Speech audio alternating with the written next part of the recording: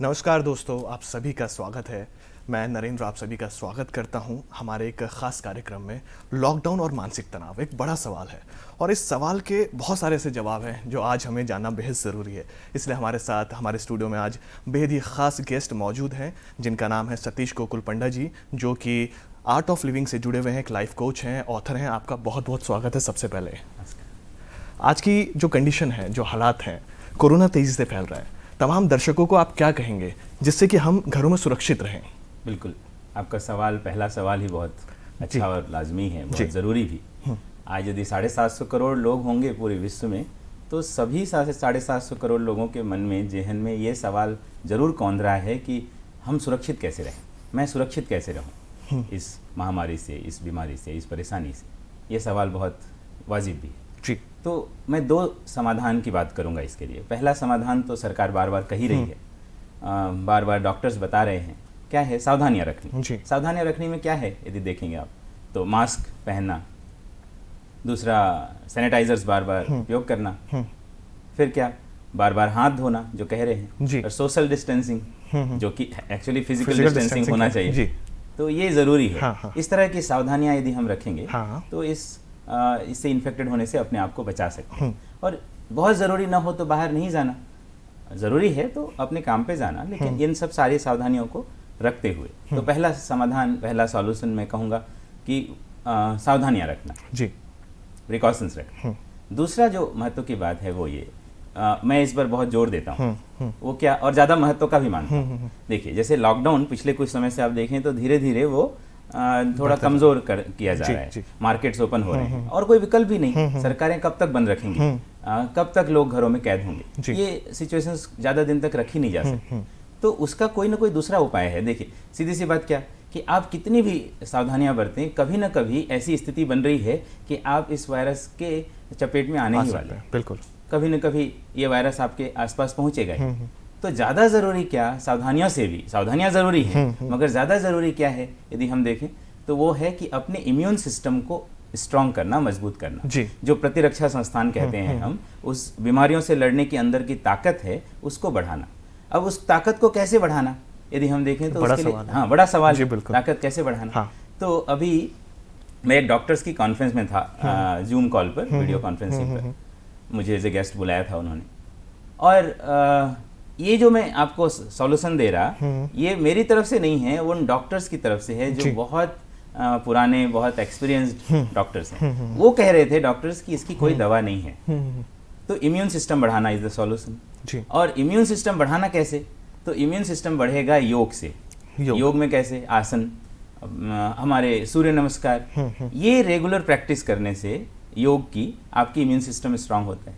दूसरा है प्राणायाम की बात करते हैं। प्राणायाम में आप देखें तो क्या होता है, हमारे लंग्स, फेफड़े हैं, वो मजबूत होते हैं। तो इसलिए डॉक्टर्स कह रहे थे कि प्राणायाम रेगुलर प्रैक्टिस करना। उन्होंने नाम भी लिए, मैं आपको गिनाता हूँ जो मैं रेगुलर प्रैक्टिस भी करता हूँ। भस्त्रिका एक प्राणायाम है, दर्शक नोट कर सकते हैं और यूट्यूब वगैरह में देखकर प्रैक्टिस कर सकते हैं। तो भस्त्रिका है। दूसरा है भ्रामरी प्राणायाम। तीसरा है कपालभाति प्राणायाम। चौथा है अनुलोम विलोम, या जिसे हम नाड़ी शोधन प्राणायाम भी कहते हैं। ये प्राणायाम 3-4 रेगुलर प्रैक्टिस करना। अच्छा, ये योग और प्राणायाम की बात चली तो मैं एक अपना अनुभव कहूँ या सुझाव कहूँ वो जोड़। बिल्कुल, हाँ, जरूर से जोड़ना चाहूँ। वो क्या है, जैसे लंबे समय तक हम योग की प्रैक्टिस कर रहे हैं, लंबे समय तक प्राणायाम की प्रैक्टिस कर रहे हैं, तो एक चीज आ जाती है, वो है बोर्डम। वही बार बार कर रहे हैं, वही चीजें हो रही हैं, मन करता है अब नहीं करना, आज नहीं करते, छोड़ते हैं। ये एक टेंडेंसी है, ह्यूमन टेंडेंसी, और ये होना स्वाभाविक है। तो हमारे पुराणों में इसका एक समाधान दिया है, शास्त्रों में एक समाधान है। जानना चाहेंगे आप? बिल्कुल जानना चाहेंगे, तमाम दर्शक भी जानना चाहेंगे। हाँ, तो वो समाधान क्या है जी? एक श्लोक है उसमें कहा है कि एकह तपस्वी, यदि आपको तपस्या करनी तो अकेले करनी चाहिए। द्विज अध्यायी, यदि आपको पढ़ाई करनी तो 2 लोग मिलकर करना जी। और उन्होंने कहा संघे अभ्यासी, यदि किसी चीज की प्रैक्टिस करनी, अभ्यास करना, तो आपको कुछ लोग मिलकर करने चाहिए। जी। उसकी वजह क्या देखें तो अकेले करेंगे, कुछ दिनों में अभ्यास में मन नहीं लगेगा, क्योंकि वही रिपीटेशन हो रहा है, तो आपको छोड़ने का मन करेगा। तो इसके लिए समाधान क्या? अपने परिवार के साथ मिलकर करना चाहिए। अपने बच्चों को इन्वॉल्व करिए, अपने बड़ों को इन्वॉल्व करिए। एक साथ एक समय तय कर लीजिए कि इस टाइम से इस टाइम तक 1 घंटे हम ये योग, प्राणायाम और ध्यान, इनकी प्रैक्टिस करेंगे। तो जैसे होता क्या है, यदि उस ग्रुप में सब में किसी एक का मन आज नहीं किया, मुझे नहीं करना, हाँ। दूसरे लोगों ने कहा नहीं नहीं कर लो, तो उनके बोलने से वो कर लेगा। काइंड ऑफ अ मोटिवेशन, बिल्कुल मोटिवेशन, बिल्कुल ठीक बोल रहे हैं। तो इस तरह से एक साथ प्रैक्टिस करने से एक दूसरे का हम सपोर्ट बनते हैं, और इससे क्या होगा आप देखें तो फैमिली के बीच में भी एक बॉन्डिंग बढ़ेगी ना, एक साथ कोई चीज करीब आ जाएंगे और करीब होंगे, एक दूसरे के समझने की ज्यादा संभावनाएं, रिश्तों में मिठास भी बढ़ेगी। ठीक, तो जरूरी क्या अभी के समय में ये योग करना, प्राणायाम करना और मेडिटेशन करना। अच्छा, इसके साथ में दो और छोटी चीजें जोड़ दूं, वो जरूरी भी है, छोटी भी नहीं, अपने आप में बड़ी बात है, वो ये कि खाना समय पर खाना चाहिए। उसके अलावा क्या, यदि हम देखें तो सही तरह का भोजन ले रहे हैं या नहीं, इसको ध्यान रखना चाहिए। सही समय पर भोजन, सही तरह का भोजन, पौष्टिक भोजन, उससे हमारी इम्यूनिटी बढ़ती है जी। उसके अलावा नींद प्रॉपर होनी चाहिए जी, समय पर सोना, लेट नहीं सोना, जिस तरह से हम बार बार, और लॉकडाउन में तो ऐसी कंडीशन आ गई है कि लोगों का लाइफस्टाइल पूरी तरीके से बिगड़ चुका है। आगे हम इस पर बात करेंगे, बट फिलहाल आप कैरी कीजिए आगे। बिल्कुल। तो मैं क्या कह रहा, इम्यूनिटी बढ़ाना सबसे ज्यादा जरूरी, और उसके लिए सबसे महत्व की बात क्या, रेगुलर योग की प्रैक्टिस करना, प्राणायाम जिसको मैंने बताया है, और मेडिटेशन की प्रैक्टिस करना जी।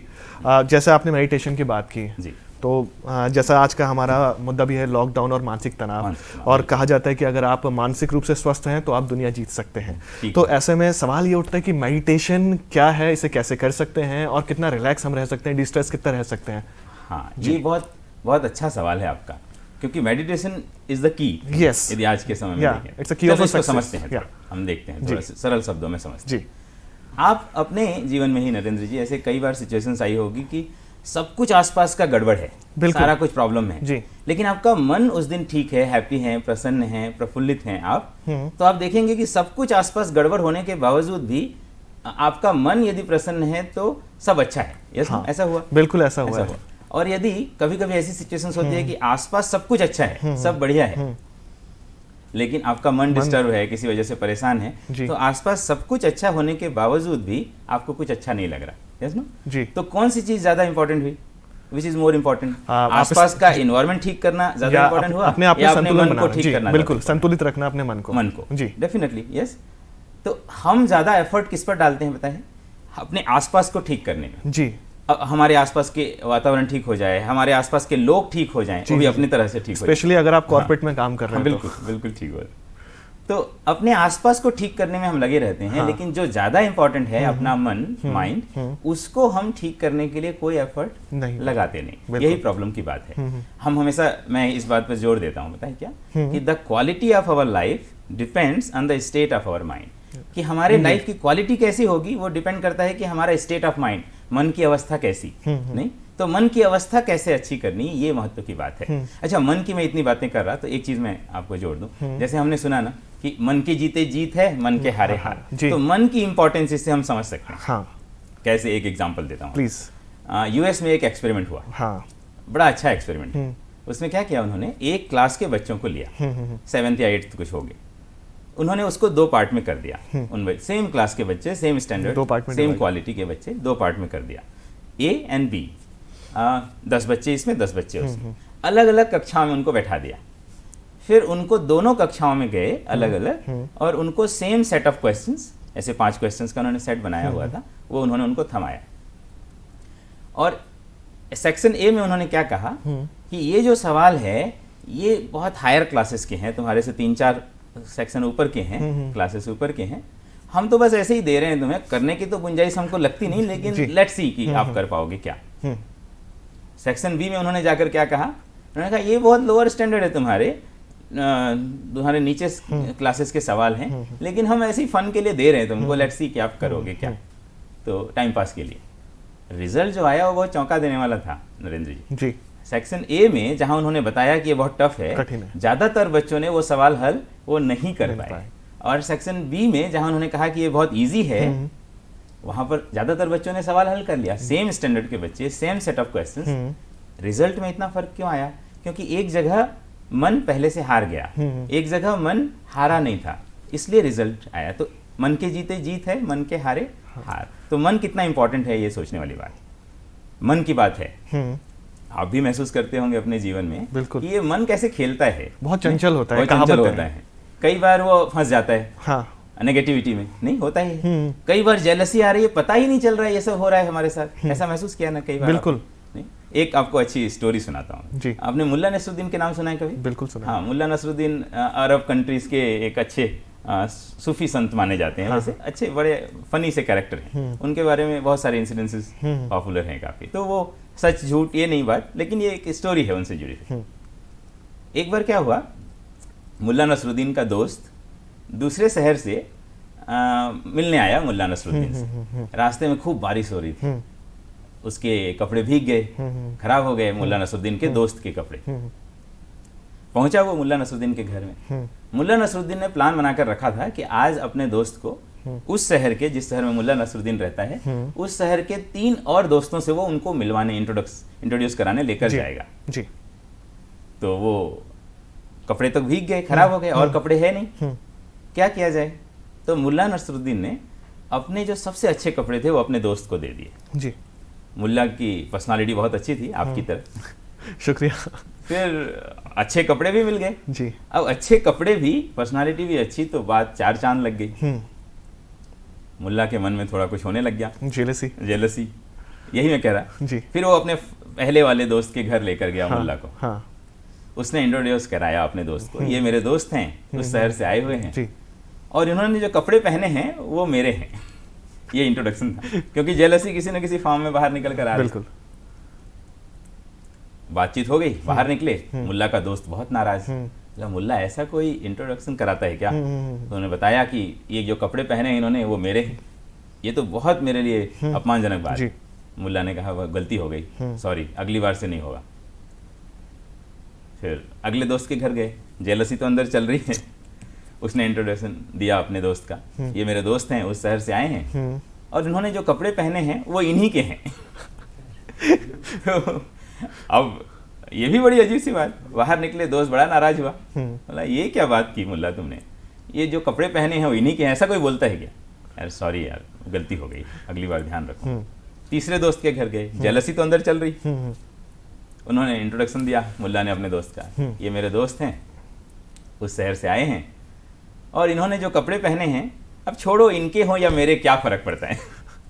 तो किसी न किसी फॉर्म में वो बात, वो जेलसी निकल कर आ ही रही है। तो मन कैसे खेलता है हमारे साथ, तो ये मन जो खेल रहा है उसको स्टेबल कैसे करें, बड़ा सवाल है। बड़ा सवाल है जी। मन को हाई कैसे रखें, मन को बैलेंस कैसे रखें, and the key is meditation. Life condition high कैसे हो, बिल्कुल। तो ये मन को ठीक रखने का आपके पास सॉल्यूशन के रूप में है, तो वो है ध्यान, मेडिटेशन। जी। अब आपके सवाल पर आते हैं। अब मैंने ये बताया कि मेडिटेशन क्यों जरूरी है, नहीं मन को संभालने के, और अब कैसे, मतलब क्या थ्योरी है इसके पीछे की सारी चीजें, थ्योरी कैसे करें आपने कहा ना। उससे पहले एक और सवाल लेते हैं। सवाल ये कि भाई क्या है मेडिटेशन, व्हाट इज मेडिटेशन? चलिए आप अपना व्यू बताएं जरा कि। जी, मैंने एंकर आप हैं, लेकिन मैं सवाल पूछ रहा हूँ। देखिए, ध्यान मतलब जो मैंने अभी तक सीखा है अपनी लाइफ से, कि आप आंखें खोल कर भी या आंखें बंद करके भी ध्यान कर सकते हैं। जिस तरीके से मैं एक स्पिरिचुअल प्रैक्टिस में हूँ, तो हम लोगों के साथ के हम आंखें खोलकर ध्यान करते हैं, जैसा मैं आपसे डिस्कस भी कर रहा था। नहीं, लेकिन इसकी डेफिनेशन यदि देना चाहें तो व्हाट इज मेडिटेशन? जी, मेडिटेशन मेरे हिसाब से आप फोकस कितना रहते हैं अपने काम को लेकर, आपका मन कितना स्थिर रहता है। मेरे हिसाब से तो ये मेरी डेफिनेशन है। जैसा आप मुझसे अभी थोड़ी देर पहले पूछ भी रहे थे कि कई बार ऐसा होता है कि आपका मन भी अनस्टेबल होगा, बिल्कुल होता है वो, लेकिन अगर जैसे स्पिरिचुअल प्रैक्टिस आप कर रहे हैं, कोई भी हो सकती है वो, यहाँ पर मैं नाम नहीं लेना चाहूँगा जी, लेकिन एक चीज़ ये होती है कि आप कर रहे हैं, आपका मन कितना एकाग्र है। तो मेरे लिए मेडिटेशन मतलब एकाग्रता आपकी कितनी स्ट्रांग है। ये कुछ मेडिटेशन को लेकर 1-2 गलत कॉन्सेप्ट हमारे दिमाग में जी। वैसे यही सही है ऐसा मैं नहीं कह रहा, लेकिन जो एक्चुअल है, जो मेरे इतने लंबे अनुभव से मैंने सीखा, जाना कई मास्टर्स के साथ, वो ये है कि व्हाट इज मेडिटेशन। हम एक दिमाग में रखते हैं कि कॉन्सेंट्रेशन इज मेडिटेशन, एकाग्र रहना, किसी चीज में फोकस करना। जब मैं मेडिटेट कर रहा हूँ तो किसी एक चीज में मैं फोकस करूँ, दैट इज मेडिटेशन। तो ये गलत कॉन्सेप्ट, गलत थ्योरी आ रही है। हाँ, गलत थ्योरी जी। कॉन्सेंट्रेशन इज नॉट मेडिटेशन जी। Concentration is the result of meditation. तो हमको लगता है कि जब मेडिटेट कर रहा हूँ मैं, तो मुझे एकदम फोकस होना, कॉन्सेंट्रेट होना जी, ये नहीं होगा। अभी तक यही सुना है सब लोगों से। यही गलत कॉन्सेप्ट है, पहला गलत कॉन्सेप्ट हुआ। दूसरा गलत कॉन्सेप्ट मेडिटेशन को लेकर क्या है कि ड्यूरिंग मेडिटेशन किसी भी तरह के विचार नहीं आने चाहिए, थॉटलेस स्टेट होना जी। थॉटलेस स्टेट होना इज मेडिटेशन। ऐसा नहीं है। माइंड की टेंडेंसी है थॉट्स आना, यस, और माइंड की एक और टेंडेंसी है कि whatever we resist that persist. जो हम रोकते हैं कि ये नहीं हो वही चीज़ और बम्बारिंग होने लगती है। मैं आपको ये कहूँ कि ये चीज़ मत सोचिए, तो वही चीज़ सबसे पहले आपके मन में लाजमी सी बात है, क्योंकि ये मन की टेंडेंसी है, माइंड की टेंडेंसी, उसका नेचर है। तो थॉट्स नहीं आना वो मेडिटेशन के लिए रिक्वायरमेंट नहीं है।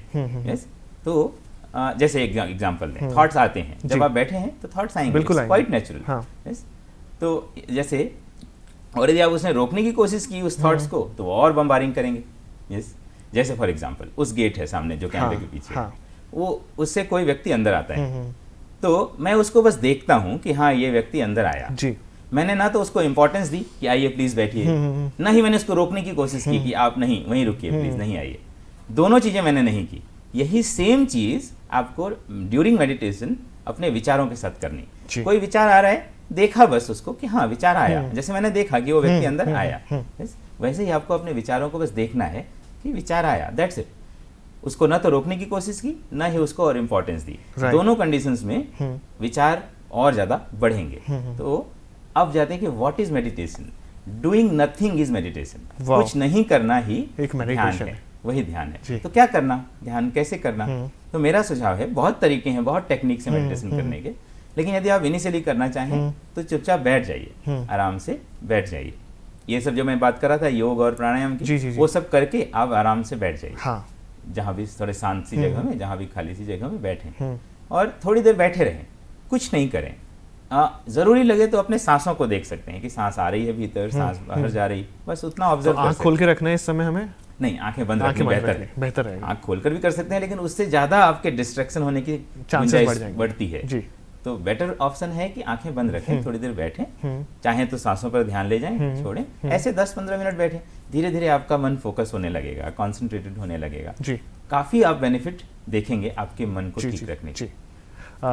जैसे आपने ये बोला नकारात्मक ख्याल जो हैं वो, जैसा आपने बोला कि हमेशा आ जाते हैं, तो अकॉर्डिंग टू यू जैसे कोई नकारात्मक ख्याल हमें आ रहा है, तो जैसा आपने एक कैमरे वाला भी एग्जांपल मेरे साथ शेयर किया, हमारे दर्शकों के साथ शेयर किया, तो हम उसे अगर इंपॉर्टेंस ना दें, मतलब कहने का मतलब ये हो कि जो हमारे आसपास चल रहा है उसे हम एज अ चलचित्र देखते रहें और उसे मतलब बिल्कुल भी ना उसे अटेंशन दे, ना उसे इग्नोर करें, जैसा चल रहा है चलते रहने दें।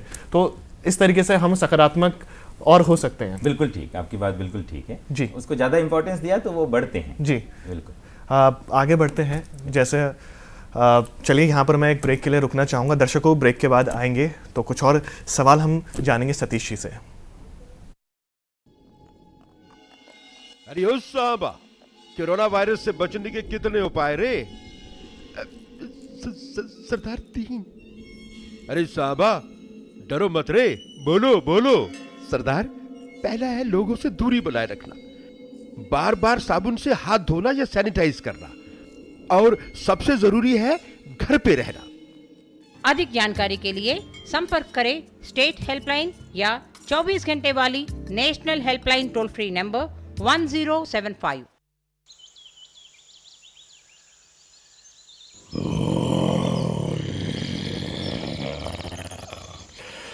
लापरवाही से बाहर मत फिरो, शेर हो या हीरो हो, सवाल खतरों से खेलने का नहीं, जिंदगी का है, या तो खुद का या अपनों का। कोरोना के आगे बलवान भी नहीं टिक पाएगा, पर बचने के उपाय है समझदारी से घर में रहना, बार बार हाथ साबुन से धोना या सैनिटाइज करना।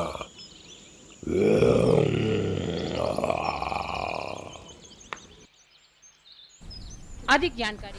दर्शकों एक बार फिर से आप सभी का स्वागत है। आज हम बात कर रहे हैं लॉकडाउन और मानसिक तनाव को लेकर। हमारे साथ स्टूडियो में सतीश गोकुल पंडा सर जुड़े हुए हैं, जो कि आर्ट ऑफ लिविंग से हैं और एक लाइफ कोच हैं। एक बार फिर से आपका बहुत बहुत स्वागत है। अब अगले सवाल की तरफ चलते हैं। लॉकडाउन का समय है, सबके पास प्रचुर मात्रा में खाली समय है मैं कहूँगा। ऐसे में पारिवारिक तनाव, एक रिपोर्ट भी कहती है कि बढ़ गए हैं, झगड़े बढ़ गए हैं, क्योंकि लोग खाली हैं और एक थ्योरी हम सुनते हुए हैं कि खाली दिमाग शैतान का घर। तो ऐसे में आप क्या सजेशन देंगे तमाम लोगों को, ताकि ये झगड़े ना हो और हम जो है अपनी ज़िंदगी सुचारू रूप से जी सकें, कैफियत के साथ हर मोमेंट को हम एंजॉय कर सकें? ठीक बात, बहुत वाजिब सवाल है। और मैं अपने इस प्रश्न के जवाब पर पहली ही लाइन कहूँगा कि इस टाइम को जो फैमिली के लोग हैं वो एक गिफ्ट की तरह देखें, नेचर की जी एक उपहार के रूप में देखें। जी। देखिए आप याद करिए जरा कि कई बार मन में आता था जब पुराने प्री कोरोना से पहले वाले टाइम में, हाँ हाँ हाँ कि जब भाग दौड़ वाली जिंदगी चल रही लंबी होती छुट्टी बहुत, मिल जाए। हाँ, कि लगता था यार ऐसा थोड़ा टाइम तो मिल जाए कि मैं फैमिली के साथ थोड़ी बैठूं, थोड़ी जी, जी। बातचीत करूं, हाँ जी। थोड़ा उनके साथ उनके दिल की सुनूं, थोड़ी अपने दिल की सुनाऊं। लेकिन होता क्या था, काम का बोझ है, वहां भागना है, ये काम करना है। और अभी जब जो वर्षों से सालों से आपकी इच्छा थी, तमन्ना थी, वो अभी पूरी हो गई। सामने आपको इतना अच्छा समय मिला परिवार के साथ बिताने का समय, और तब आप उसको एक प्रॉब्लम के रूप में, बोझ के रूप में देख रहे हैं। क्या ये बुद्धिमानी कह सकते हैं क्या? नहीं। तो ये एक जो टाइम है उसको एक अपॉर्चुनिटी के रूप में देखना चाहिए। फैमिली के साथ ज़्यादा से ज़्यादा समय बिताना चाहिए, उनको सुनना चाहिए, थोड़ा अपनी सुनाना चाहिए, एक दूसरे को समझने की ज़्यादा से ज़्यादा कोशिश करनी चाहिए। पता है नरेंद्र जी, मुझे कोई एक कह रहे थे अभी पिछले कुछ दिन, एक अच्छे एक्सपर्ट थे, वो मुझे बता रहे थे कि सतीश जी ये जो टाइम आया है ना, ये जो इस तरह का समय जो आया है, वो हर 900 साल बाद एक बार आता है। क्या बात है। सोचिए जरा कि 900 साल बाद मिले हुए अपॉर्चुनिटी को आप एक बोझ की तरह जी रहे हैं, बोझ की तरह ले रहे हैं, ये क्या मतलब की बात है? बिल्कुल वाजिब नहीं है। हाँ, तो ये फैमिली के साथ बिताने का, समय बिताने का एक अपॉर्चुनिटी है जो हमें बिल्कुल गंवाना नहीं चाहिए। बाद में फिर जब ये समय चला जाएगा, उस समय सोचेंगे यार उसको हम इस तरह से उपयोग कर सकते थे, ऐसे उनके साथ हम रह सकते थे। तो वो स्थिति ना आए, तो इस टाइम को बेस्ट से बेस्ट यूटिलाइज करिए, ये मेरा सजेशन है। हाँ, जो आप कह रहे थे पारिवारिक हाँ, झगड़े कि के उसको बाद कैसे ठीक रखना। हाँ। तो बहुत सारे टिप्स हैं अपने जो फैमिली के बीच में रिलेशंस को ठीक रखने के, रिश्तों की मधुरता रिश्तों को को बढ़ाएं। मधुरता बनाए रखने के लिए, बिल्कुल सही शब्द आपने कहा, रिश्तों की मधुरता बनाए रखने के लिए बहुत सारे टेक्निक्स या टिप्स हैं। तो बहुत सारे टिप्स पर यदि हम बात करेंगे तो शायद दर्शकों को याद भी न रहे और इम्प्लीमेंटेशन होगा नहीं। तो इसलिए मैं सिर्फ 2 टिप्स पर बात जी बिल्कुल। ठीक, पहली टिप्स की बात करें तो उसका एक फॉर्मूला है, उसको मैं कहता हूँ गिव मोर टेक लेस, ज्यादा देना कम लेना। हाँ। जब आप इस भाव में होते हैं कि मैं अपने रिश्तों में अपने लोगों को, अपने दोस्तों को या रिश्तेदारों को या अपने परिवार के लोगों को और मैं क्या दे सकता हूँ और मैं क्या कर सकता हूँ, जब इस तरह के भाव में हम होते हैं तो रिश्ते मजबूत होते हैं। और जब आप इस भाव में होते हैं कि मेरे से ये करना चाहिए, मुझे, मेरे लिए उसने ये नहीं किया, एक्सपेक्टेशंस का भाव आ जाता है, बहुत ज्यादा रखते हैं, तो फिर वो प्रॉब्लम आनी शुरू हो जाती है। जी जी। तो ये मामला जमता नहीं। तो इससे, जैसे यदि अभी लॉकडाउन का टाइम है जैसा आप कह रहे थे, और आप इस भाव में हैं कि पूरी फैमिली सिर्फ मेरी सेवा के लिए है, मेरे इस काम में उनको हेल्प करनी चाहिए, मेरे इस काम में उनको हेल्प करनी चाहिए, इस भाव में आप संबंधों को कितने देर मजबूत रख पाएंगे, आप सोचिए जरा। तो इसलिए पहला फॉर्मूला है गिव मोर, ज्यादा से ज्यादा देने का भाव, थोड़ा लेने का भाव। तो ये बहुत महत्व की बात है जी। दूसरा फॉर्मूला यदि देखें तो उसको मैं कहता हूँ, जैसे यदि मैं आपको कहूँ, एक टास्क दूं कि आपको यहीं बैठे हुए अभी जितनी भी राउंड चीजें हैं, स्फेरिकल चीजें हैं इस कमरे में, आपको काउंट करनी है मेरे स्टॉप बोलने तक। Please start. जितने भी राउंड चीजें। हाँ। 1 2 3 4 स्टॉप। 4 जी। 4 काउंट किया आपने। देखिए बहुत सारी चीजें छूटी। हाँ। क्या, जैसे ये मेरे कुर्ते के बटन। जी जी, मैंने बाहर की तरफ सबसे पहले देखा। हाँ, ग्लासेस भी हैं। जी। एक मौका और देते हैं आपको। चलिए, your time start now. Round चीजें, स्फेरिकल चीजें। 1 2 3 4 5 6 7 8 स्टॉप। जी। कितनी चीजें काउंट किया आपने राउंड? मैं 8 तक पहुंचा। 8 तक पहुंचा, ठीक। कितनी स्क्वायर चीजें आपने काउंट की? आयताकार चीजें काउंट की आपने? देखिए बहुत सारी आयताकार चीजें हैं ना, वो सामने टीवी है, कैमरे का भी इधर, बहुत सारी आयताकार चीजें, लेकिन आपने उसे काउंट नहीं किया। हाँ जी। दिखी भी नहीं शायद आपको ठीक से। क्यों? क्योंकि आपका ध्यान कहीं, फोकस आपका कहाँ था? आपका फोकस था राउंड चीजों पे। यानी यहाँ इतनी सारी स्क्वायर चीजें होने के बावजूद आपको वही चीजें नजर आ रही थी जो आपका फोकस था। राइट। वैसे ही मेरी लाइफ में जो भी हमारे आसपास के लोग हैं, अपनी फैमिली के मेंबर्स हैं, उनके में यदि आप कमियों पर फोकस करेंगे तो आपको क्या नजर आएंगी? सिर्फ कमियां ही दिखेंगी। कमियां दिखेंगी जी। और यदि आप उनके पॉजिटिव चीजों पर फोकस करेंगे तो क्या दिखेंगे? आप सिर्फ पॉजिटिव एस्पेक्ट निकल के आएंगे। भाई कौन है जो परफेक्ट है इस दुनिया में? बिल्कुल। आप परफेक्ट हैं क्या? बिल्कुल नहीं। Nobody is perfect। बहुत सारी गलतियां हम भी करते हैं। तो यदि आप फोकस करेंगे अपने सामने, अपने रिश्तों के पॉजिटिव पर, जैसे आपने फोकस किया था पूरे गोले पर, तो वही चीजें आपको नजर आएंगी। जी। तो सेकंड फॉर्मूला जो है वो है फोकस ऑन पॉजिटिव। तो 2 फॉर्मूले क्या क्या थे आप बताएं जरा मुझे। सबसे पहले तो आपने मुझे बोला कि जो भी है आप किसी से एक्सपेक्ट ना करें, दूसरों को ज्यादा दें। फॉर्मूला मैंने नाम बताया। हाँ, गिव मोर टेक लेस। दूसरा आपने बोला कि सिर्फ आप लोगों की अच्छाई देखिए। आप अगर कमियां गिनेंगे तो आप कमियां गिनते रह जाएंगे और कोई परफेक्ट नहीं होगा। Focus on positive. हाँ, पॉजिटिविटी फोकस करना। जी। तो ये दो फॉर्मूले आपने बेहद हाँ, ये 2 फॉर्मूले इंप्लीमेंट करके देखें, फर्क आपको समझ में आएगा। जी दर्शकों, यकीन मानिए ये जो समय है लॉकडाउन का, ये हमें वापस नहीं मिलेगा जैसा सर कह रहे हैं। तो ये वो समय है जब हम रिश्तों की मिठास बढ़ा सकते हैं। एक कुछ एक्टिविटी भी कर सकते हैं, बिल्कुल। कुछ इंटरेस्टिंग सी एक्टिविटीज, जी। जैसे वैसे तो सब लोग बहुत क्रिएटिव हैं, हाँ। सब लोग कर सकते हैं। एक बस मैं अपना सजेशंस दूंगा इसमें, फैमिली वाले क्वेश्चन पर कुछ एक्टिविटी करते रहने चाहिए। जैसे फॉर एग्जांपल आपने क्या किया, जितने भी घर के काम हैं उनको एक कुछ छोटी छोटी पर्चियां बना ली, चिट्स बना ली, उसमें लिख लिया आपने उन पर्चियों को। और जैसे बर्तन धोना, सुबह का नाश्ता बनाना, झाड़ू लगाना, इस तरह ऐसे छोटी छोटी अलग अलग पर्चियों में आपने सारे काम लिख लिए, उनको मिक्स करके सामने रख दिया। फैमिली के सारे मेंबर सुबह उठकर आए और उन्होंने एक एक पर्ची उठाई, टास्क ले लिया जिसको अपने जो काम मिला, जी। जो पर्ची मिली, दिन भर उसको वही काम करना है। ये इस तरह के कुछ इंटरेस्टिंग आइडियाज निकाल सकते हैं आप, ताकि इस जी। टाइम पर आप स्ट्रेस फ्री रहें, दोनों एक संबंधों की मधुरता जैसा आपने जी, कहा वो जी। बढ़े। बहुत खूबसूरत टास्क है और हमें अपनी निजी लाइफ में, निजी ज़िंदगी में से ज़रूर इम्प्लीमेंट करना चाहिए। आगे चलते हैं, कोरोना का समय चल रहा है और ऐसे में डर एक हमारे अंदर आ गया है, क्योंकि एक ऐसा डर है और वो कहावत है कि डर के आगे जीत है, लेकिन वो डर से हम कैसे बाहर निकले। और इस वजह से हम तनाव की तरफ, एंग्जाइटी की तरफ, अवसाद कहें, डिप्रेशन कहें, कि हमें डर लग गया कि अगर मैं बाहर जा रहा हूँ तो कहीं मुझे कोरोना ना हो जाए, या मैं घर में कितना सुरक्षित हूँ, एक बड़ा सवाल है। और यही तो आपने कहा कि मतलब मानसिक संतुलन यहाँ पर थोड़ा सा हमारा बिगड़ रहा है। तो इसके जवाब में आपका मतलब क्या कहेंगे आप? बिल्कुल, बहुत सही सवाल है, क्योंकि तनाव वाकई मैं भी महसूस कर रहा हूँ। हाँ, लोगों के आस जी। लोगों में दिख रहा है तनाव, लोगों के बिहेवियर में, उसके तौर तरीके में नजर आ रहे हैं, स्पष्टता के साथ नजर आ रहे हैं। और नो डाउट टफ सिचुएशन है, न भूतो न भविष्यति, ऐसा कभी हुआ नहीं पहले इस तरह की सिचुएशन है। तो लोगों में डर होना, भय होना, स्ट्रेस होना स्वाभाविक भी है, इसमें कोई गलत भी नहीं। लेकिन यदि आप देखें तो इसको एक दूसरा पहलू भी है। यदि आप देखें तो ये पाएंगे कि ये बहुत पॉजिटिव, बहुत सकारात्मक टाइम भी है। कैसे? जी। आप पढ़ते हैं अखबारों में, अभी सुनते हैं, देखते हैं कि नेचर अपने को हील कर रही है। जी, बिल्कुल। आप देख रहे हैं कि ओजोन पर ठीक होने की खबरें आ रही हैं, एनवायरमेंट ठीक हो कई गया, सारी नदियां पर्यावरण खुद ठीक- क्लीन हुई हैं। बिल्कुल, नदियां क्लीन हुई हैं एकदम। आपका बिल्कुल सही आपका इनपुट है जी। ये, कि ऐसे बहुत सारी चीजें हो रही हैं, यानी नेचर अपने को हील कर रही है। तो ये पॉजिटिव हुआ ना, क्योंकि वो किसके लिए हील कर रही है? अपने तौर खुद पे के लिए, हमारे लिए हील कर जी, रही है। वो हमें ही फायदा मिलेगा। फायदा है जी। ना उसका।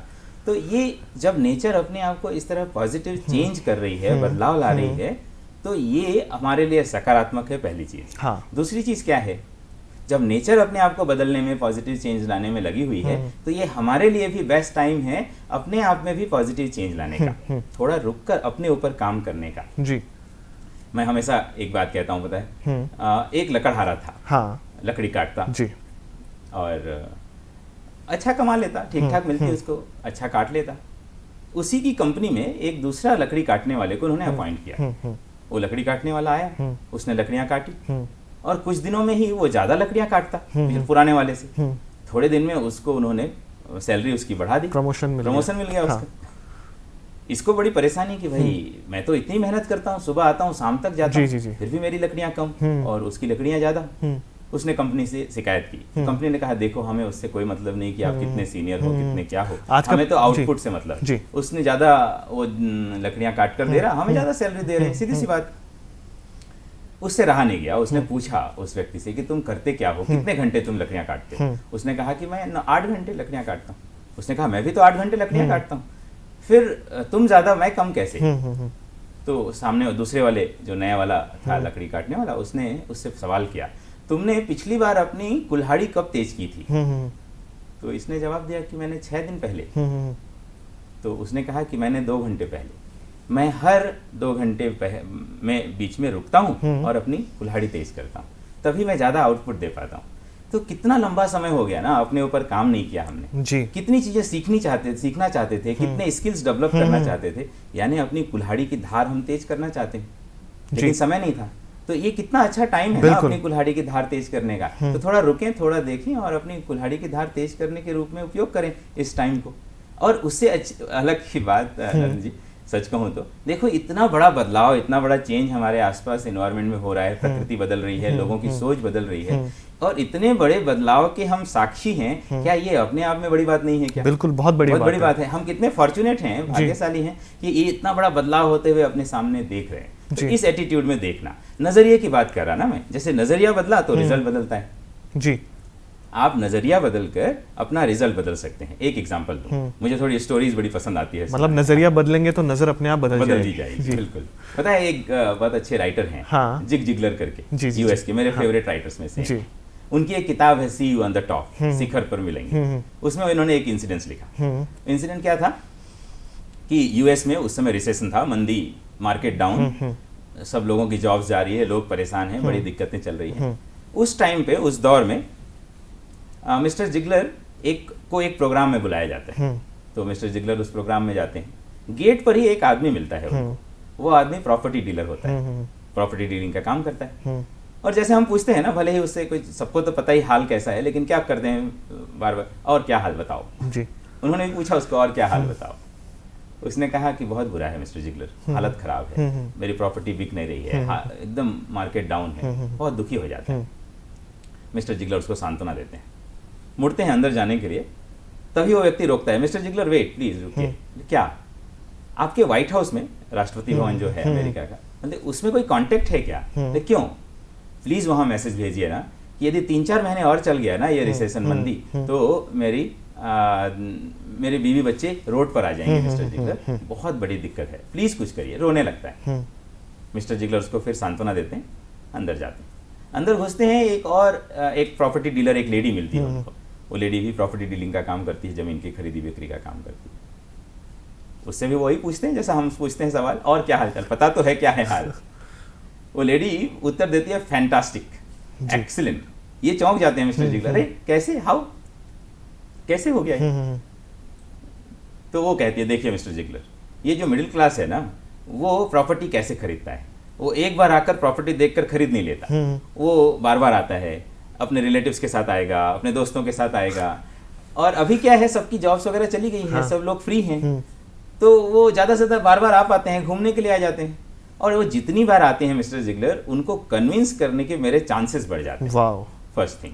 दूसरी बात क्या है, देखिए अभी मार्केट डाउन है ना, रेट्स बहुत डाउन हो गए, तो सबको पता है कि भाई मार्केट एक बार अप हुआ, रिसेशन खत्म हुआ, तो इतना रेट हाई हो जाएगा कि वो नहीं खरीद पाएंगे। तो सबको समझाना बहुत आसान हो गया है मेरे लिए कि भाई देखो, अभी खरीद लिया तो खरीद लिया, बाद में नहीं खरीद पाओगे जी। तो इसलिए इतनी आसानी से बिक रहे मेरी प्रॉपर्टी मिस्टर जिगलर, मजा आ रहा है। वाह, तारीफ करते हैं मिस्टर जिगलर। अंदर जाने के लिए मुड़ते हैं, वो लेडी रोकती है, मिस्टर जिगलर वेट प्लीज। ले क्या आपके व्हाइट हाउस में कोई कांटेक्ट है क्या? क्यों? प्लीज वहां मैसेज करिए ना कि ये रिसेशन, ये मंदी 3-4 महीने और चल गया ना तो मेरी लाइफ सेट हो जाएगी। सोचिए, सिचुएशन सेम है, प्रोफेशन सेम है, नजरिए का फर्क है। दोनों ने किस नजरिए से देखा तो रिजल्ट कैसा है। जी। अभी का नो डाउट टफ है सिचुएशन, ये कोरोना के दौर का, लॉकडाउन के टाइम का, लेकिन यदि आपने उसको सकारात्मक नजरिए, पॉजिटिव नजरिए से देखा तो रिजल्ट बहुत अलग होगा। यदि आपने उसको नेगेटिव नजरिए से देखा तो रिजल्ट बहुत अलग होने वाला। तो पॉजिटिव नजरिया रखना, एटीट्यूड रखना बहुत इंपॉर्टेंट। ये हुआ second solution. Yes. Third solution है, लंबा तो नहीं हो रहा थर्ड? नहीं प्लीज। हाँ, थर्ड सॉल्यूशन है वो क्या, देखिए आप अपनी लाइफ को पीछे मुड़कर देखिए जरा। तो सबकी लाइफ में, आपकी, मेरे, इनके, सबकी लाइफ में कभी ना कभी कोई ना कोई ऐसा टाइम जरूर आया होगा जब लगा होगा मेरी लाइफ खत्म। हो सकता है कोई एक्सीडेंट हो, कोई फाइनेंशियल क्राइसिस हो, किसी का बीमार हो जाना हो घर में, ऐसी कोई ना कोई सिचुएशन सबके जीवन में जरूर आई जी। जब लगा हो कि मेरी जिंदगी almost finish. Yes, almost finish. लेकिन देखिए वो टाइम बीत गया, अभी आप मेरे सामने बैठे हैं, मेरा इंटरव्यू कर रहे हैं, हम दोनों बड़े स्माइल के साथ बात कर रहे हैं। यस जी। तो एक चीज पक्की है, वो ये कि हर चीज बदलने वाली है। हर चीज बदलने वाली। तो अभी वाला टाइम, अभी वाला पीरियड, कोरोना पीरियड जितना भी टफ हो, एक चीज जरूर से और पक्के से होने वाली है कि ये भी समय बीत जाएगा। जी। दिस शैल टू पास एक कहावत भी है। यस, डेफिनेटली, बिल्कुल सही कहा आपने। तो ये एक तीसरी, ये बात याद रखना कि हर चीज बदल रही है, ये समय भी बदल जाएगा। चौथा सॉल्यूशन। यस, चौथे सॉल्यूशन की बात करूं मैं तो, क्योंकि ये मेन टॉपिक है जो रखा गया है, इसलिए मैं इस पर थोड़ा ज्यादा फोकस कर रहा हूं। वो ये कि देखिए, अभी किसी ने मुझे कहा कि 6 महीने तो और जरूर चलेंगे, ये पक्की बात है। गवर्नमेंट के भी तरीके से लग रहा है कि 6 महीने तो सिचुएशंस ठीक होने में लगेंगे जी। अब 6 महीने मीन्स 30 × 6 = 180 डेज। उप्स, दिमाग पर कितना बोझ है, 180 डेज। नहीं पता है, एक बात, एक छोटी सी कहानी। एक बूढ़ा देर रात में एक लालटेन लिए हुए एक जंगल के किनारे खड़ा है। उसको जंगल पार करनी है लेकिन डर रहा है क्योंकि उसके पास सिर्फ एक लालटेन है, वो घबराया हुआ है। तभी एक फकीर वहां से गुजरे। उन्होंने उससे पूछा क्या है, क्या कर रहे हो? उसने कहा कि मुझे ये जंगल पार करना, और मेरे पास तो एक सिर्फ लालटेन है जो सिर्फ एक कदम दिखाती, मैं कैसे पार करूंगा? फकीर ने उससे पूछा तुम एक बार में कितने कदम चलते हो? उसने कहा 1। और ये लालटेन दिखाती कितनी है एक बार में? उसने कहा 1। तो समस्या क्या है भाई? जब आप उठते हैं तो आपके सामने 180 दिन होते हैं क्या? 6 महीने होते हैं क्या? सिर्फ एक दिन होता सिर्फ है। एक दिन है सामने। हाँ। तो सुबह उठकर इस भाव के साथ शुरुआत क्यों नहीं कर सकते कि आज का दिन मैं एकदम बेस्ट अपना बेस्ट दूंगा, बेस्ट यूटिलाइजेशन करूंगा, ज्यादा से ज्यादा अच्छे से अच्छा इस टाइम को मैं बिताने वाला हूँ। आज का एक दिन इस तरह छोटे छोटे टुकड़ों में बांट दें तो 180 दिन पता ही नहीं चले कब गए, जी। कब क्या हुआ। तो छोटे छोटे टुकड़ों में बांट देने का अभ्यास। ये एक सोच पे डिपेंड करता सोच है पे कि किस depend तरीके से आप चीज़ें सही कर सकते हैं। कुल मिलाकर ऐसा कि अगर आप सकारात्मक रहते हैं तो ज़िंदगी में हर वर्स्ट कंडीशन को आप जो है आगे वहाँ से निकल कर आ सकते हैं और ज़िंदगी को मुस्कुरा के, जैसा आप और मैं बात कर रहे हैं, एक नया नज़रिया तय कर सकते हैं। चलिए अगले सवाल की तरफ चलते हैं। हाँ, इसी में और जोड़ूंगा जी, मैं। प्लीज़। एक सकारात्मक बात करें ना, जी। तो सकारात्मकता की बात हो जी। तो वो क्या है बताए? अभी एक रिपोर्ट आई, उस रिपोर्ट में क्या लिखा है, काफी बड़े साइंटिस्टों ने उस रिपोर्ट को बनाया है। उसमें ये बताया उन्होंने कि जो इंडियन सबकॉन्टिनेंट है, इंडियन सबकॉन्टिनेंट मतलब भारतीय उपमहाद्वीप, जिसमें भारत, पाकिस्तान, बांग्लादेश, श्रीलंका ये सब आते हैं, यहाँ का जो पर्यावरण है, वातावरण है, मौसम है, वो ऐसा है कि यहाँ पर कोरोना की जो शुरुआत में उसकी जो एक मजबूती थी, ताकत थी, वो घट गई है। उसमें जो मारक क्षमता कहते हैं हम उसके लिए हिंदी में शब्द, कि उसको लोगों को मारने की ताकत, ये साइंटिस्टों ने कहा कि वो घट गई, धीरे धीरे और घट जाएगी। तो यहाँ लोग इन्फेक्टेड होंगे जरूर इंडियन सब कॉन्टिनेंट में, लेकिन वो मरने वालों की संख्या बहुत कम रहने वाली। तो ये जानकारी आपको ज्यादा पॉजिटिव बनाती है कि हाँ, मरने वाले कम रहने वाले हैं। लेकिन इसका मतलब ये नहीं है कि मरने वाले कम होंगे तो आप सावधानियां रखना बंद कर दें। लेकिन हाँ, ये मैं ताकि आप थोड़े बहुत तनाव ना लें, इसलिए ये जानकारी आपके साथ मैंने शेयर की। आखिरी एक बात मैं कहूँ तनाव की वजह से, पता है क्या उस बारे में बात करें तो, कि जैसे आपको सपोज यहाँ से बिलासपुर जाना, एक एग्जाम्पल है, बिलासपुर जाना, और आप दौड़े, उस समय ट्रेन चल रही थी मान लीजिए, अभी तो खैर बंद है, तो आप दौड़े भागे जैसे तैसे करके आप स्टेशन पहुंच गए और ट्रेन छूटने ही वाली है और आप उसमें बैठ गए, ट्रेन निकल गई आपको लेकर, और आपको बहुत जल्दी है बिलासपुर पहुंचने की। तो आप क्या कर रहे हैं कि ट्रेन में भी आप भागा भागी कर रहे हैं, दौड़ा भागी कर रहे हैं। ये होता है। हाँ, होता है। अब बताइए, आप उसका कोई मतलब है क्या? कोई मायने बिल्कुल नहीं है। ट्रेन अपने टाइम से ही पहुंचेगी। भागा भागी करने वाले हैं, करेंगे तो क्या ट्रेन आपको जल्दी पहुंचा देगी? बिल्कुल नहीं। तो बात क्या होती है, जहां आपके परेशान होने से कोई चीज नहीं बदल रही है, तो वहां पर परेशान होने का फायदा क्या? जी बिल्कुल आप सही कहा। सावधानियां रख सकते हैं, ये आपका कर्म है, लेकिन अभी भाग्य है कि ऐसी स्थिति बनने वाली है। तो जब ऐसी स्थिति है और आपके परेशान होने से चीजें नहीं बदल रही हैं, तो परेशान होने का फायदा क्या? जी कर्म और भाग्य की बात कर रहे हैं तो कितना रेलेवेंट है ये इस सिचुएशन से? जी बिल्कुल। करंट सिनेरियो की बात करें तो, हाँ, कर्म और भाग्य की बात करें तो बिल्कुल। मैं आपको एक अच्छी स्टोरी सुनाता हूँ उसको लेकर, मुझे बड़ा पसंद आता है। आपके यहाँ ऑफिस में जैसे कहें तो आपके कोई कुलीग का नाम बताएं जरा मुझे। जी बिल्कुल, हमारे producer ma'am Jayashree ma'am. Jayashree ma'am, yes, ठीक है। तो सपोज जैसे नरेंद्र जी, हाँ, आप ऑफिस आते हैं, लंच ब्रेक होता है, आप टिफिन निकालते हैं, सामने रखते हैं और भगवान से प्रार्थना करते हैं कि हे भगवान, आज कुछ भी हो इस टिफिन में, लेकिन इसमें पोहा नहीं होना चाहिए। क्या नहीं होना चाहिए? पोहा नहीं होना चाहिए। और आप उसको ओपन करते हैं, उसमें से क्या निकलता है? डेफिनेटली पोहा। ये देख रही होती हैं जयश्री मैम, ठीक। फिर सेकंड डे होता है, सेकंड डे आते हैं, फिर से लंच ब्रेक होता है, फिर से आप टिफिन लेकर आते हैं, सामने रखते हैं और हाथ जोड़कर भगवान से फिर से प्रार्थना करते हैं कि हे भगवान, आज कुछ भी हो मगर इसमें पोहा नहीं होना चाहिए। फिर से आप उस टिफिन को ओपन करते हैं, क्या निकलता है उसमें से? डेफिनेटली पोहा। ठीक है। तीसरा दिन फिर होता है, तीसरा दिन फिर लंच ब्रेक होता है, आप आते हैं, सामने रखते हैं, फिर से भगवान से प्रार्थना करते हैं कि हे भगवान, आज कुछ भी हो इसमें, लेकिन इसमें पोहा नहीं होना चाहिए। ओपन करते हैं, क्या निकलता है? पोहा। जयश्री मैम उसको देख रही हैं 3 दिनों से, वो कहती नरेंद्र, तुम अपनी मम्मी को बोलते क्यों नहीं कि कुछ और पका दे तुम्हारे लिए? तो आपने कहा कि नहीं, मेरी मम्मी मेरे लिए नहीं पकाती। अच्छा, तो अपनी कुक को बोलो कि वो मैड को बोलो कि वो कुछ और पका दे। नहीं, मेरी वो मैड भी नहीं पकाती, मेरे पास नहीं है। तो अपनी वाइफ को बोलो कि वो कुछ और पका दे। तो नहीं, मेरी शादी भी नहीं हुई, मेरी वाइफ नहीं है। Then who cook for you? कौन पकाता है तुम्हारे लिए? माई सेल्फ, मैं खुद। आप सोचिए, हमारी हालत ऐसी है ना who is the cook of our life, हमारे जीवन का कुक कौन है, सब चीजें निर्धारित करने वाला कौन है, हम ही। जी। और हम क्या कर रहे होते हैं, भगवान प्लीज ऐसा नहीं हो, ऐसा नहीं हो। तो पहली चीज ये याद रखनी चाहिए कि हम ही अपने भाग्य के निर्माता जी। हैं। First thing. हाँ, एक बात मैं जरूर कहूंगा कि भाग्य और कर्म का मिक्सचर है हमारी लाइफ, हमारी कॉम्बो पैक हाँ। जिसको कहते हैं। जैसे फॉर एग्जाम्पल मैं समझाने के लिए आपको बताऊं तो मेरी हाइट मेरा भाग्य है, मैं चाहूं तो भी इसे बढ़ा नहीं सकता क्योंकि उसे उतना ही मुझे मिला है। लेकिन मेरा वजन मेरा कर्म है, मैं थोड़ा एफर्ट करूं तो कम हो जाएगा, एफर्ट ना करूं तो बढ़ जाएगा। तो हमारी लाइफ क्या है, कॉम्बो पैक है कर्म और भाग्य का। यस ना? तो ये समझना, ये जानना कि कौन सी चीज मेरा कर्म है, कौन सी चीज मेरा भाग्य है, उस हिसाब से यदि हम काम करते हैं तो हम ज्यादा तनाव मुक्त रह सकते हैं। अभी होता क्या है, जो चीज हमारे कर्म है उसको हम भाग्य मानकर बैठ जाते हैं, बाद में तनाव लेते हैं। और कोई चीज हमारा भाग्य है, जैसे कोरोना अभी हो गया, ठीक? तो उसको हम कर्म मानकर परेशान हो रहे हैं, उसका भी कोई लाभ नहीं। तो कौन सी चीज हमारा कर्म है, कौन सी चीज हमारा भाग्य है, उसको समझना और उसके अनुसार उसको समझकर काम करना। तो अभी हम सावधानियां रख सकते हैं, वो हमारा कर्म है। हम प्रिकॉशंस ले सकते हैं, योग ध्यान प्राणायाम जैसे मैंने कहा वो रख सकते हैं। लेकिन अब ये कोरोना हटाना तो हमारे बस का नहीं है, वो हमारा भाग्य है। तो उसकी आवश्यकता क्या उसके लिए परेशान होने की? तो कौन सी चीज कर्म, कौन सी चीज भाग्य, ये चीज समझना। जैसे एक एग्जांपल लूं मैं यदि कहूं तो, बिल्कुल। देखिए 6 महीने बाद सपोज कोरोना खत्म हो गया, 6 महीने बाद 2 ही कंडीशन होने वाली है, या तो आप जीवित रहेंगे आप, या जीवित नहीं रहेंगे।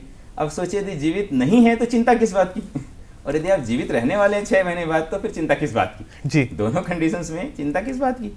और दूसरे के अलावा तीसरा कंडीशन कुछ है नहीं। जी।